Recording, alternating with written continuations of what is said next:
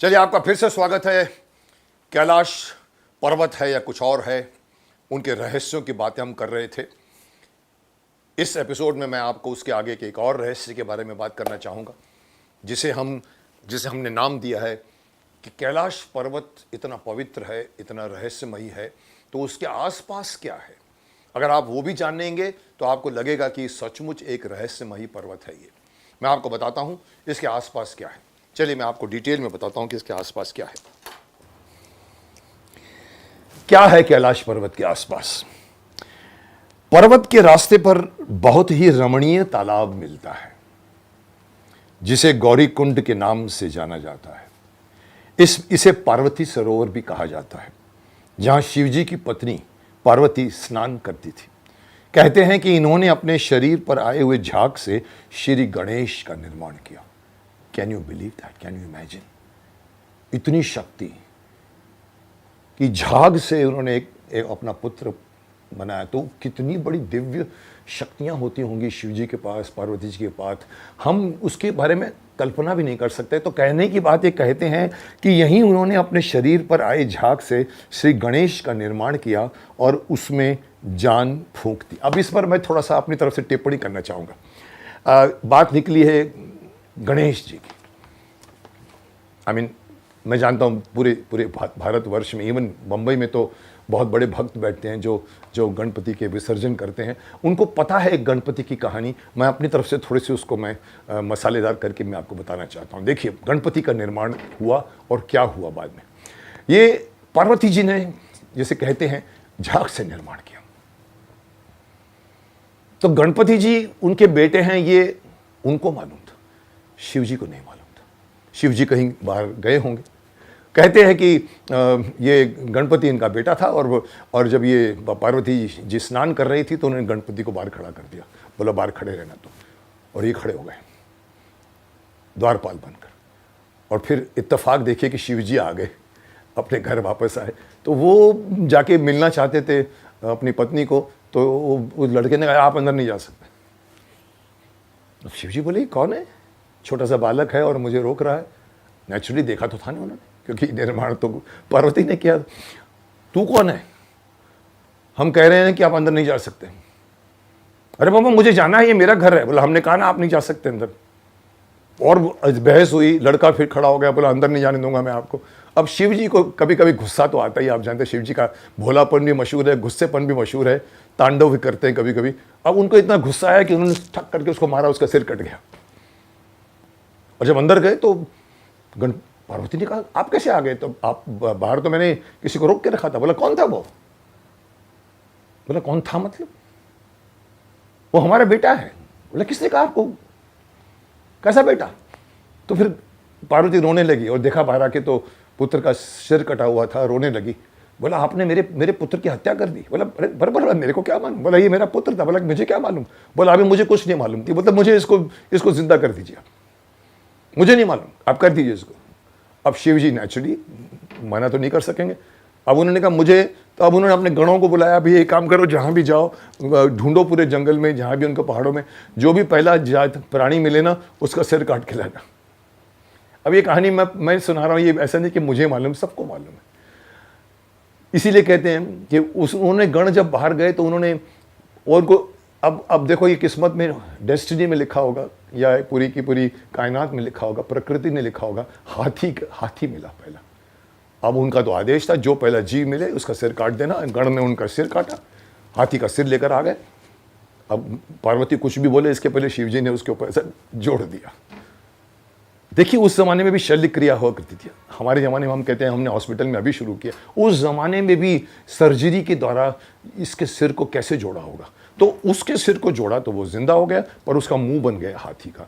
गणपति जी के मुंह के आगे सूंड का रहस्य ये है कि ये सारी घटना के बाद गणपति जी, जिसे हम लोग बुद्धि का देवता कहते हैं, इस तरह से उनका जो शक्ल हम जो देखते हैं हाथी के मुंह पे देखते हैं। Very interesting. अब आगे बढ़ता हूं मैं आपसे। नो, कैलाश के पास ही एक और पर्वत है जिसका नाम है ओम पर्वत। देखिए इसके अंदर आपको दिखेगा ये ओम पर्वत है। ये कैलाश के नज़दीक ही है, जिसका नाम ओम पर्वत है, क्योंकि वहां गिरने वाली बर्फ ओम की शक्ल बन जाती है। वो पर्वत की ऐसा है कि जब बर्फ गिरती है तो वो ऐसे करके ऐसे करके ऐसे करके ओम की शक्ल बनाती है। ये भी पावन माना, इसको भी भक्त लोग बहुत पावन पर्वत मानते हैं। और मान्यता यह है कि सूर्य देवता भगवान शिव को रोज अपनी तरफ से प्रणाम करना चाहते हैं। शिव, सूर्य भगवान, सूर्य देवता शिव जी को प्रणाम करना चाहते हैं। उन्होंने एक तरीका ढूंढ निकाला कि जब भी प्रणाम करना चाहते हैं, इसलिए जब सूर्य अस्त होता है तो चट्टानों पर जो छाया बनती है वो स्वास्तिक का एक रूप ले लेती है, जिसमें हम स्वास्तिक भी कहते हैं, और फिर ये ओम के रूप ले लेती है। और चट्टानों पर जो छाया बनती है वो स्वास्तिक का रूप आकार ले लेती है। अगर पर्वत को दक्षिण से देखा जाए तो एक स्वास्तिक का दर्शन हमेशा होता है। इसी पहाड़ के अगर आप साउथ साइड से इसको देखें आप, तो आपको हमेशा एक स्वास्तिक दिखेगा, या आप कह सकते ओम दिखता वहाँ पर। एक और मान्यता है जो कैलाश के रहस्य को और भी गूढ़ बना देती है। कहा जाता है कि ये दरअसल हमारे शरीर का सहस्रार चक्र है। अब आप पूछोगे सहस्रार चक्र क्या होता है? जिसके अंदर सहस्त्र पंखुड़ियां होती है उसको सहस्त्रार चक्र कहते हैं। तो ये हमारे शरीर का, कैलाश पर्वत को सहस्त्रार चक्र कहते हैं, जो कि हमारे शरीर का 7वां चक्र है, जो सर्वोच्च चेतना का केंद्र है। जैसे कि मैंने उस वक्त भी कहा था कि जब यहाँ की कुंडलिनी जो सुसुप्त रहती है, धीरे धीरे हर चक्र को भेदती है, और हम और साधना करते और भेदती है, हम और साधना करते और ऊपर आती है, योगिक क्रियाएं करती हैं और ऊपर आती है और ऊपर आती है। और जब ये सबको छेद के जब अंतिम चक्र पे आती है तो दुनिया के यूनिवर्स के साथ में वो इंसान हो जाता है। उसमें उसको सर्वोच्च चेतना मिल जाती है, जहाँ कुंडलिनी जो नीचे से देवी ऊपर आती है वो शिव जी से मिलती है।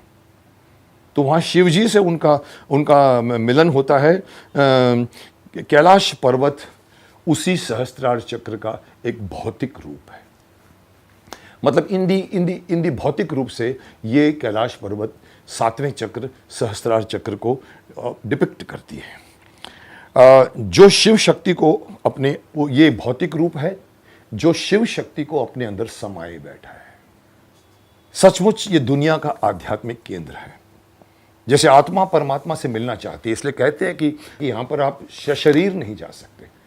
हाँ, आपकी आत्मा, अगर शिव जी चाहें तो आपकी आत्मा को ऊपर पहुंचा सकता है, मिल सकता है। तो ये आत्मा परमात्मा से मिलना, या शरीर वाला कैलाश पर्वत पर नहीं चढ़ सकता, मगर वो अगर सो जाए, कहते हैं कि इवन मानसरोवर लेक के पार जब तंबू लगा के सोते हैं तो कई लोग कहते हैं कि उनको शिव जी के दर्शन हुए तो उसकी आत्मा को शिव जी अलाउ करती है और अपना रूप दिखाती है।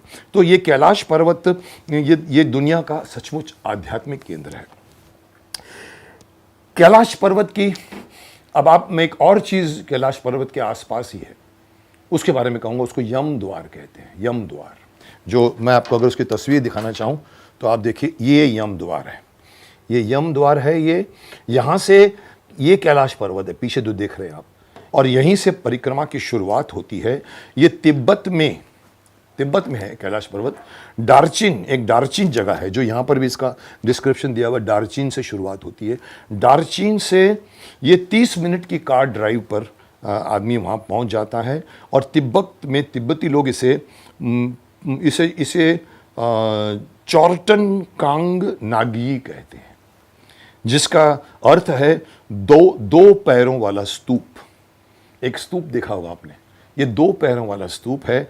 इसको पार करते हैं लोग आगे जाने के लिए, और इसको पार करने पे लोगों को ऐसा एहसास होता है जैसे कि उन्होंने नया जन्म ले लिया।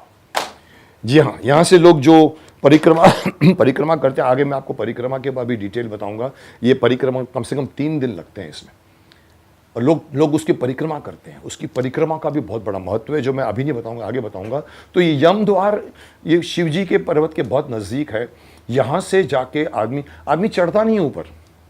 परिक्रमा का मतलब ये नहीं है कि आप उसको चढ़ना शुरू, परिक्रमा का मतलब है कि ये पर्वत है, इसके इर्द गिर्द एक बहुत बड़ा चक्कर होता है, फिर एक और चक्कर लगाते हैं। ऐसे 3 बार परिक्रमा करते हैं। कुछ लोग तो 101 टाइम परिक्रमा कर चुके हैं। कुछ लोग तो वहाँ पर लेट के परिक्रमा करते हैं। ये हमारे देश महान है, महान था, महान रहेगा।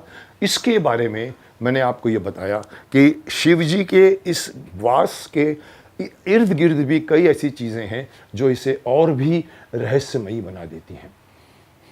तो आज का मैं एपिसोड यहीं ख़त्म करूँगा, जिसका नाम था क्या है कैलाश पर्वत के आसपास। और अगर अगले हफ्ते में बात करूँगा, मैं आपको 7वें नंबर का रहस्य बताऊँगा, जिसका मैं आपको नाम बता देता हूँ। ये 7वें नंबर का रहस्य जो है वो यहाँ पर है, जिसका नाम है क्या कैलाश पर्वत अंदर से खोखला है। Very interesting. पर्वत, पहाड़ अंदर खाली है, तो कई लोगों को लगता है कि ये क्या पर्वत अंदर से खोखला है। इसके बारे में मैं आपको अगले हफ्ते बताऊंगा। तब तक के लिए इंतज़ार कीजिए। I will come back.